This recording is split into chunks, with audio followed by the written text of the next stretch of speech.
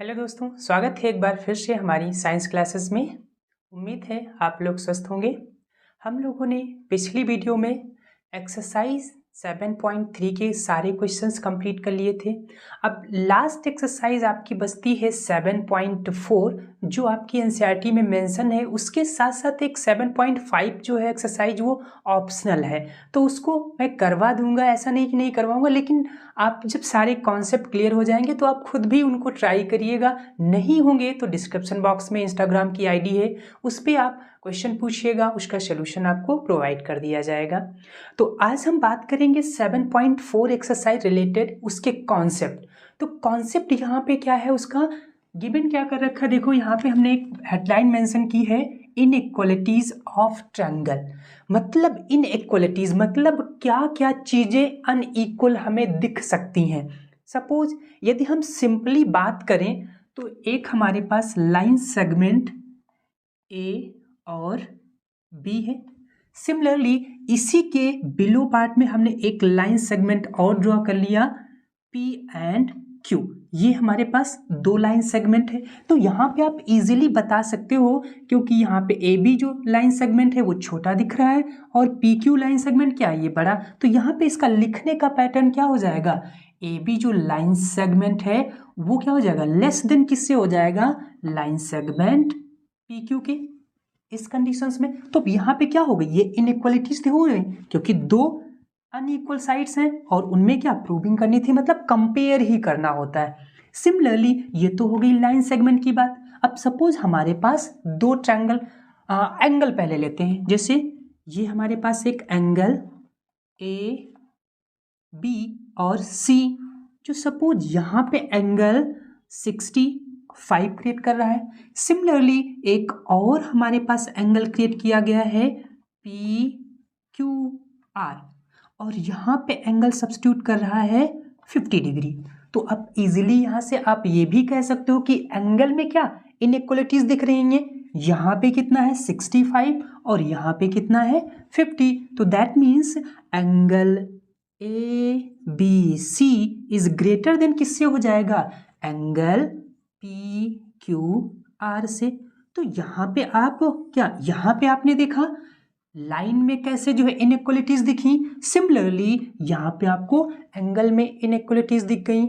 Similarly अब एक हम ट्रायंगल लेते हैं, scalene triangle. Scalene triangle that means जिनकी तीनों साइड क्या होती हैं, अनइक्वल। जैसे कि हमने एक ट्रायंगल ये बना लिया, क्या है, स्केलेन ट्रायंगल। अब यहाँ से साइड ए बी जो है 5 सेंटीमीटर और जो साइड बी सी है ये 7 सेंटीमीटर गिवन है, और साइड ए सी है वो 6 सेंटीमीटर गिवन कर रखी। तो देखो यहाँ पे तीनों साइड क्या है, अनइक्वल है। तो दैट मीन्स यहाँ से कॉन्सेप्ट क्या निकल के आता है, जो सबसे बड़ी भुजा होगी, मतलब जो लॉन्गेस्ट साइड होगी, उसके जो अपोजिट वर्टेक्स होगा वो हमेशा लॉन्गर एंगल फाइंड करेगा। तो दैट मीन्स यहाँ पे BC क्या है, सबसे बड़ी साइड है, तो इसके अपोजिट वर्टेक्स पे जो ये एंगल फॉर्म होगा ये सबसे लार्जर एंगल होगा। सिमिलरली दूसरा कॉन्सेप्ट क्या निकल के आता है, जो सबसे स्मॉलेस्ट साइड होगी, तो स्मॉलेस्ट साइड के अपोजिट वर्टेक्स पे हमेशा स्मॉलेस्ट एंगल फॉर्म होगा। तो अप साइड ए बी क्या है, सबसे स्मॉलेस्ट, तो इसके अपोजिट वर्टेक्स ये जो होगा ये एंगल हमेशा क्या होगा, सबसे स्मॉलेस्ट होगा।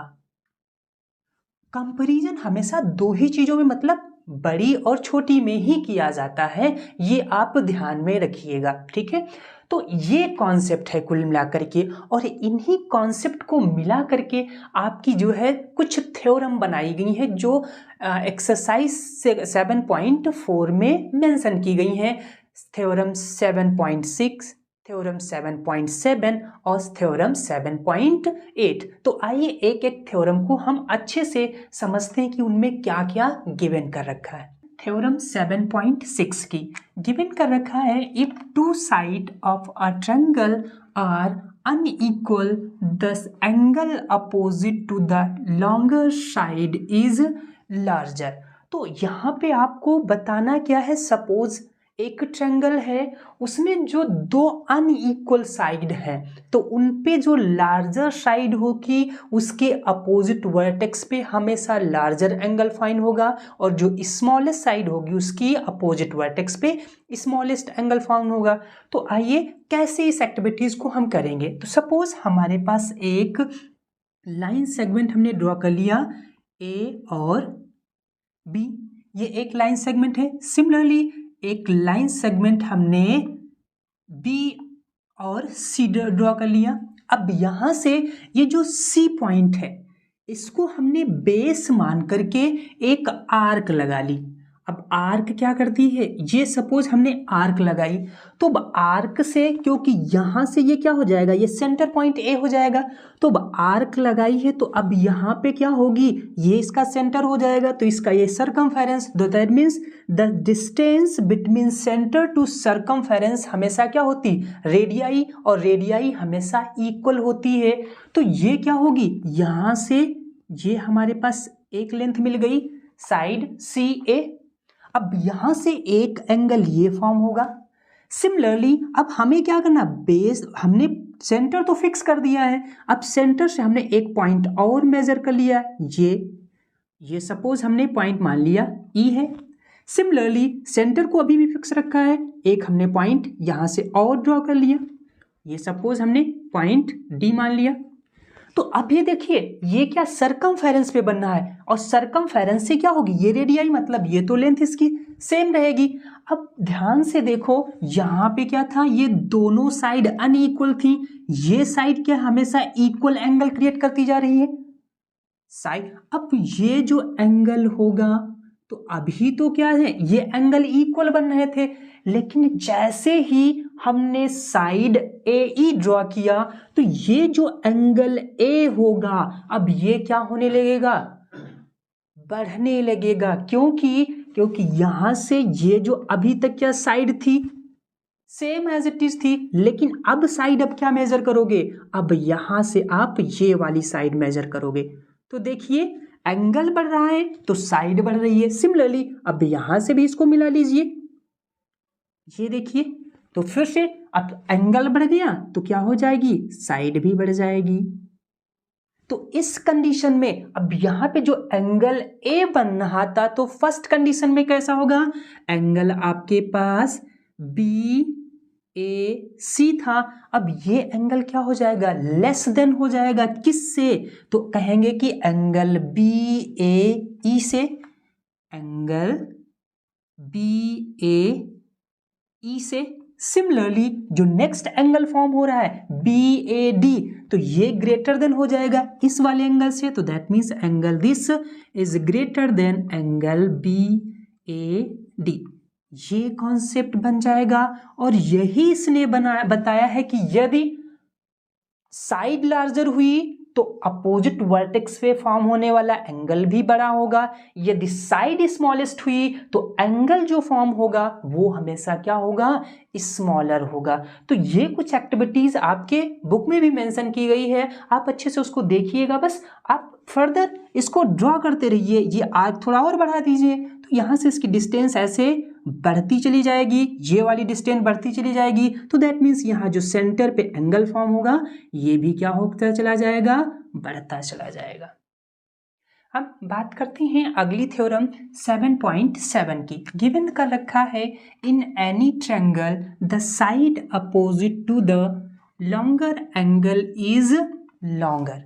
कहने का मीन्स ये है कि कोई भी साइड है यदि लॉन्गर है तो सेम अपोजिट वर्टेक्स एंगल हमेशा लॉन्गर होगा, यदि एंगल लॉन्गर है तो उसकी अपोजिट साइड हमेशा लॉन्गर होगी।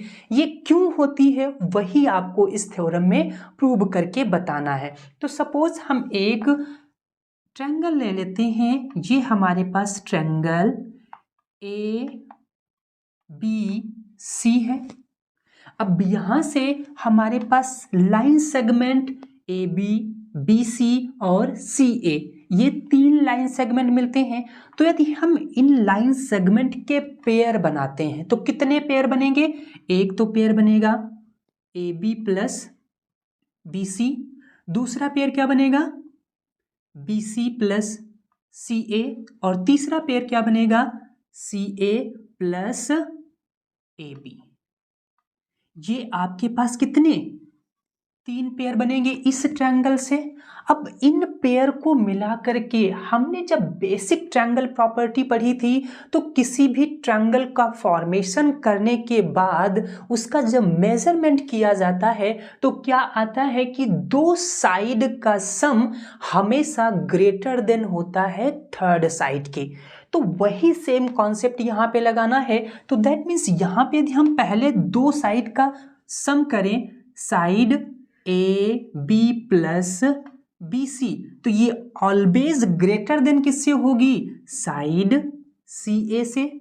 सिमिलरली सेकेंड केस में जाएंगे तो side B C plus C A is always greater A B से। Similarly side C A plus A B, ये किससे ग्रेटर देन होगी, बी सी से। ये केस, यही केस आपको बताना। तो देखो दो साइड का सम हमेशा क्या निकल के आ रहा है, थर्ड साइड से हमेशा ग्रेटर देन। सिमिलरली यदि यही केस जस्ट इसका इन्वर्स कर दें तो दो एंगल का सम हमेशा थर्ड एंगल से क्या होगा, ग्रेटर देन होगा। अब बात करते हैं कुछ एग्जाम्पल। एक आपके पास एग्जाम्पल मेंशन किया गया है, एग्जाम्पल 9। एक्सेस जो थ्योरम आपकी 7.8 थी वो सेम मिलती जुलती 7.7 से ही है कि उसमें क्या था, दो साइड का सम दिखाया था और अब इसमें क्या है, दो एंगल का सम। तो सेम कॉन्सेप्ट पे ही बेस ऑन है। तो एंगल के बिहाफ पे भी आपने फाइंड कर लिया और साइड के बिहाफ पे ही। तो अब डायरेक्टली हम किसको सॉल्व कर लेते हैं, एग्जाम्पल को, जिससे क्या हो, जो अभी तक कॉन्सेप्ट हमने पढ़ा है तो वो आसानी से और भी जो है क्लियर हो जाए। तो एग्जाम्पल क्या गिवन कर रखा है, D is a point on side BC of triangle ABC such that AD equal to AC so that AB is greater than AD। ये आपके पास ट्रायंगल ABC है, उसमें AD एक क्या लाइन ड्रॉ की गई है और जिसमें गिवन डाटा क्या बताया गया है, AD इक्वल किसके है, AC के। अब आपको प्रूव करना है कि जो ये साइड AB है वो ग्रेटर देन किससे, AD से प्रूव करना है। तो सेम जितना हमने पढ़ रखा है कॉन्सेप्ट में वही सारी चीजें इसमें लगाना है। तो सबसे पहले हम बात करते हैं इन ट्रायंगल ADC में, इन ट्रायंगल ADC। जब ट्रायंगल ADC की बात करते हैं तो गिवन क्या कर रखा है, AD इक्वल टू AC, ये तो आपका गिवन कर रखा है। और जब AD इक्वल टू AC है तो side equal to opposite vertex angle हमेशा क्या होते हैं, इक्वल। मतलब ये एंगल क्या होगा, हमेशा इक्वल होगा। That means angle ADC equal to angle ACD। ये क्या हो जाएगा, side opposite to equal angle, आप मेंशन कर दोगे। अब जब ये आपकी साइड इक्वल हो जाएगी तो अब ध्यान से देखो, ABD एक और आपके पास ट्रायंगल है और उसके बाद ADC, ये जो एंगल बन रहा है तो इसका एक्सटीरियर एंगल फॉर्म हो रहा है। तो अब यहां से क्या केस निकलेगा, यदि ये एक्सटीरियर एंगल है तो इसका सम क्या होता है, दो अपोजिट इंटीरियर एंगल के सम के इक्वल होता है। मींस एंगल A और एंगल B इसके सम के इक्वल होंगे। तो आप लिखना चाहें तो और भी स्टेप बढ़ा सकते हैं। जब आपने ये प्रूव कर दिया तो यहां से क्या हो जाएगा, angle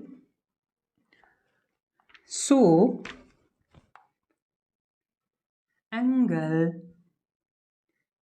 ADC is greater than angle ABC हो जाएगा। सेम केस जब ये आपका प्रूव हो जाएगा तो एंगल ACD, ये जो होगा एंगल ACD, ये ग्रेटर देन किससे हो जाएगा? सेम केस एंगल ABD के, एंगल ABD के। और ऐसे ही सेम स्टेप आप लिखते जाइए। अब जब हम बात करेंगे ट्रायंगल ABC के ओवरऑल केस में, तो यहां से क्या हो जाएगा? Angle ACB is greater then क्या हो जाएगा? एंगल ABC के, या फिर एंगल ABD के, ABD के। अब यहां से देखो ACB ग्रेटर देन है, एंगल ये जो है ग्रेटर देन किससे है? एंगल B से, इसके कंपैरिजन में। सो क्या हो जाएगा? Side AB is greater than side AD। और आप मेंशन क्या कर दोगे? Angle larger to side greater या फिर लार्जर। और यही आपको मेंशन करना था कि साइड AB जो है ग्रेटर देन किससे है? साइड AD से। तो आप यहाँ पे और स्टेप मेंशन कर सकते हो कि ये जो एंगल होगा ये एक्सटीरियर एंगल होगा, तो यहाँ से एंगल A इनका और इसका सम इसके इक्वल हो जाएगा। तो इसके से एंगल ये जो है किसके? ग्रेटर देन हो जाएगा इससे। सिमिलरली एंगल D जो होगा इससे ग्रेटर देन हो जाएगा। तो इन दोनों का कंपैरिजन करके आप जो है इस साइड को जो है इक्वल या फिर ग्रेटर देन प्रूव कर सकते हो। इक्वल इस केस में होगा, ग्रेटर देन इस वाली लाइन के केस से हो जाएगा। तो ये आपका बहुत आसान सा एग्जाम्पल था। इसी से रिलेट करते हुए आपकी एक्सरसाइज गिवन है, उसमें बहुत टाइप के क्वेश्चंस गिवन है। हम अगले वीडियो में आपको सॉल्यूशंस के साथ प्रोवाइड करवा देंगे। आप सबसे पहले कॉन्सेप्ट को देखिए, फिर उसके बाद खुद सॉल्व करिए। फिर भी कोई समस्या आती है तो आप बेझिझक क्वेश्चन पोस्ट कर सकते हैं, उसका सलूशन आपको दे दिया जाएगा। हाँ, यदि अभी तक चैनल सब्सक्राइब नहीं किया है तो ज़रूर सब्सक्राइब कर लेना, क्योंकि अपकमिंग जितने भी सलूशन वीडियो या फिर इससे रिलेटेड 9th से, वो सारे इसी चैनल पर आपको मिलते रहेंगे। मिलते हैं अगले वीडियो में सल्यूशन के साथ, तब तक के लिए जय हिंद।